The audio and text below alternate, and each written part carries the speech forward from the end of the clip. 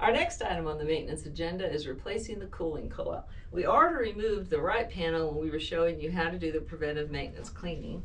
Now all we have to do is remove the left panel. Now obviously on your unit it's going to be a lot harder because you're going to have piping that you're going to have to cut. But for the purposes of this video, we're using this demo unit.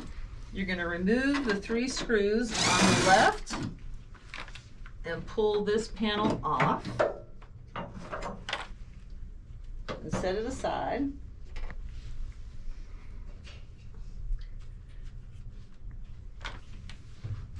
And remember earlier when I mentioned a 5/16 crescent wrench? This is where you're going to use it. I'm not going to lie to you. You can work on this whole unit, take it apart, put it back together in 30 minutes, except for these 2 screws. These screws are a nightmare. The only way to get these 2 screws on the bottom is to put a crescent wrench on there and rotate them out. It's too close to the plastic drain pan to use a nut driver. Once you get it to a certain point, you can pull it out. And the beautiful thing is, once you take them out, you do not have to put them back in.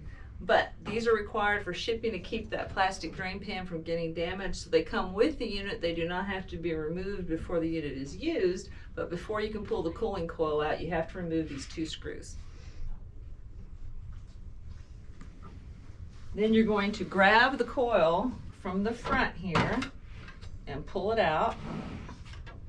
There is a similar handhold on the back side. I'm going to pull this out.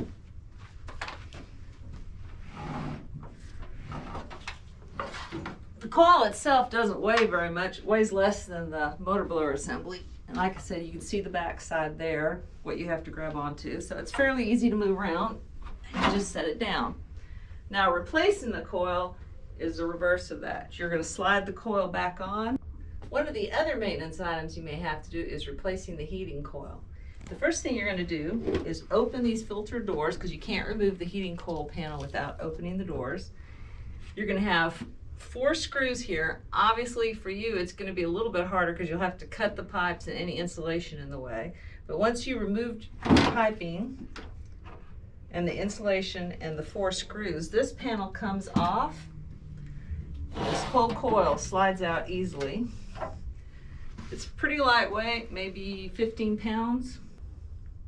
Okay, when you put the heating coil back in, there are 2 tabs in the middle and the back. You're gonna have to make sure that this is centered on them before you can slide this coil back.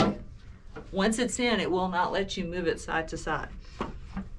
Then you're gonna replace this panel over the fittings and line it up and put your 4 screws back in.